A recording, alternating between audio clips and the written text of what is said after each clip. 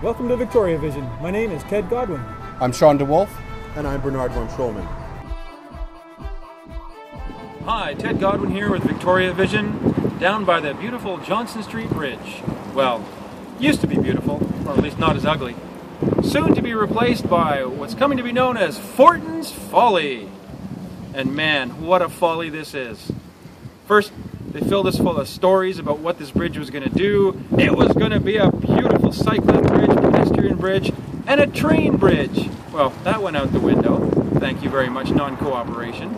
This council and the mayor were so bent on change for change's sake that they never thought about replacing the blue bridge with a blue bridge. They just wanted to replace it with this weird experimental design.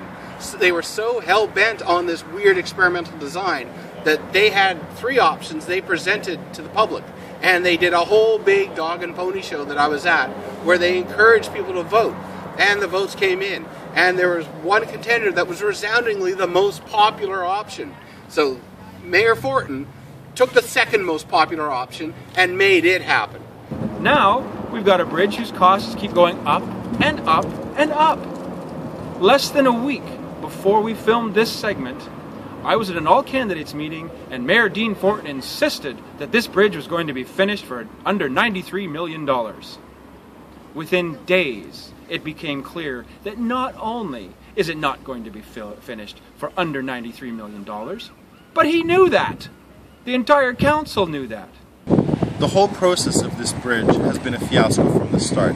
The cost of construction of this bridge has been astronomical and we still don't see any end in sight. But what we are missing is any sort of sense of leadership on how to do this. We've had the mayor and his immediate allies pushing it forward without any sense of why they're pushing it forward. One of the reasons why, nobody has any reason why they're pushing it forward is because what we're missing, not only the city of Victoria but the whole region, is no sense of a transportation plan. We have no discussion between Victoria and Esquimalt of what roads are important, what roads aren't. Why do we need the Johnson Street Bridge or why do we not? These are all things that should have been talked about before. We can't go and do projects for $100 to $120 million in this region without first figuring out how it fits into the bigger picture. What I want to talk about is this crazy idea that I have. How about we say this bridge is dilapidated and old, but everyone likes the design and it's quaint and it's cute and it's from the 1920s and we need to replace it. I have an idea for how we could have replaced it that nobody considered doing. And it's way out there. Nobody would have ever done this in their life.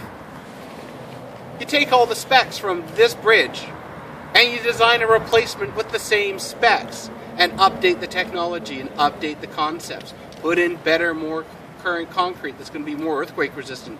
New steel for old steel. New alloys for old alloys. Maybe even add something so that you say the old one is so many meters wide and we're going to add 3 meters for the sake of bike lanes that are dedicated. That's what they could have done that they never thought about. I've had it up to here with this council. Only 2 of the current incumbents on this council voted against this project. Lisa Helps, who's now running for mayor, and Ben Isaac, who's running again for council.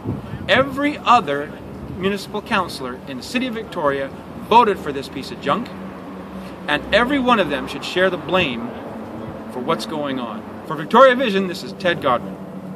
I'm Bernard von Schulman with Victoria Vision. I'm Shawn DeWolf for Victoria Vision.